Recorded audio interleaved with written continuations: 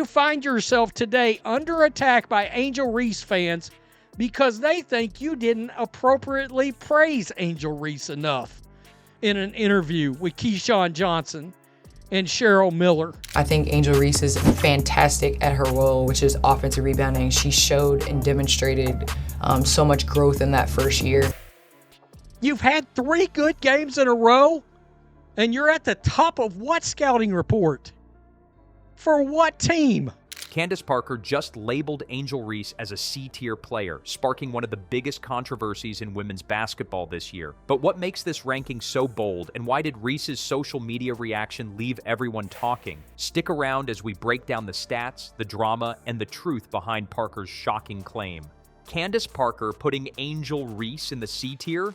All of you all that are gonna go home and write a biography on how wrong this is, you guys can kick rocks. The legendary, Angel Reese, there's no world where Angel Reese is remotely the player that Candace Parker is. No world. That wasn't just a ranking. It felt like a reality check, and the basketball world instantly caught fire. Reese's supporters couldn't believe their ears. How could one of the most iconic players in women's basketball, a 2-time MVP and multi-championship winner, disrespect someone as hyped and well-loved as Angel? But Parker's not exactly random. Her credentials and knowledge give weight to her bold take. If she's saying Reese's game doesn't match all the clout, maybe it's worth looking a little closer. Before we move on, I'd like to ask you a small favor. If you appreciate this content, please take a second to like this video and subscribe to the channel. Over 98% of you watch the videos without subscribing. It costs you nothing, but it makes a huge difference to us. So, did you click the subscribe button? Great. Thank you so much. Now back to the video. Here's what triggered the debate. Even do investigative journalism and claim that Angel Reese is the face of the WNBA because she leads the league in followers on social media. I don't want to hear one word now about, oh, the WNBA is for me too, because Nafisa Collier is the second most popular player, it seems. Parker made the argument that raw skill and being a proven leader on the court should hold more value than just social media fame. A lot of people agreed. But others, not so much. She pointed to players like Aja Wilson and Caitlin Clark, not just as stars, but as players who actually make their teams better every time they step on the court. And again, by the way, she was not critical of Angel Reese. She wasn't.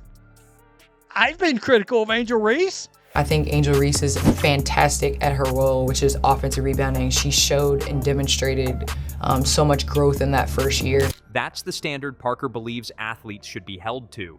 Angel Reese, for all her popularity, didn't seem to meet those expectations in Parker's eyes. The stats back her up too. In her sophomore season, Reese finished with a rough 31.1% shooting, led her team to a 5-11 record during the conference stretch, and had a turnover problem that critics couldn't overlook. Those are numbers that frankly don't scream consistency. Sure, she's a beast at offensive rebounding, there's no denying her physical strength under the basket. But Parker made it clear, rebounding alone doesn't make you a dominant player. The difference between being an elite star and filling a critical role matters, and Parker hinted that Reese is still skating the edge of that line. Caitlin Clark has 4 times as many All-Star votes.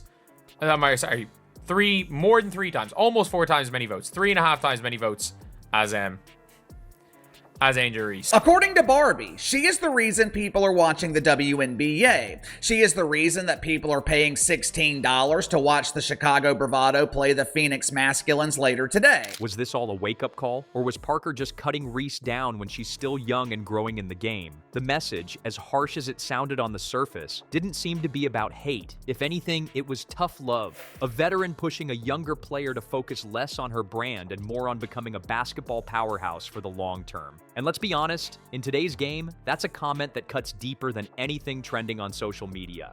I know you guys are gonna say I'm biased because I'm putting all 4s at the S, but the 4s run the league. Don't ever forget that. You find yourself today under attack by Angel Reese fans because they think you didn't appropriately praise Angel Reese enough in an interview with Keyshawn Johnson and Cheryl Miller. Angel Reese wasn't about to sit quietly after Candace Parker called her a C-tier player. Instead, she fired back with a tweet that read, "Clout is one hell of a drug." That one post was enough to send Twitter into chaos. Fans were suddenly debating whether Parker's analysis was fair or whether Reese had every right to call out a legend for downplaying her. But here's the thing. There's a layer of irony in Reese's comeback. Her social media presence isn't just part of her identity, it's become one of the biggest reasons she's as famous as she is. Clout, the very thing she criticized, that's been a key piece of her rise. Then you got Angel Reese. I put her right at that C level. I think in terms of being above, you have to be able to have the ability to carry a team, be a 1 or 2 option. You've had 3 good games in a row, and you're at the top of what scouting report? For what team?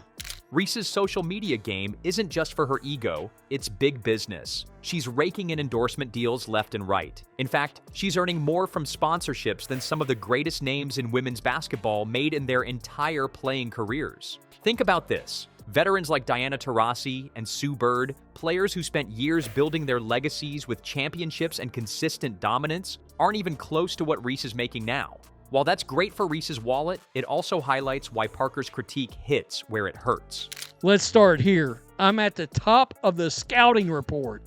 Hell, I thought this was fake, till I looked up and saw Yahoo Sports posted it.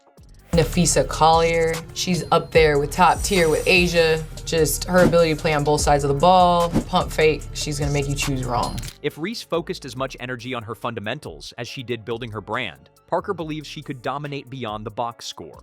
On the court, though, Reese's behavior has been a different story. She leads the league with 7 technical fouls this season, and one game even included an unforgettable moment where she slapped a clipboard right out of her coach's hands. That's not exactly the leadership Parker had in mind when she laid down her critique. Even Ice Cube, founder of the Big Three, made headlines when he offered Caitlin Clark a $5 million payday, but admitted he wouldn't give Reese the same deal. As Ice Cube put it, "I don't think we can make that same offer because it won't have the same impact."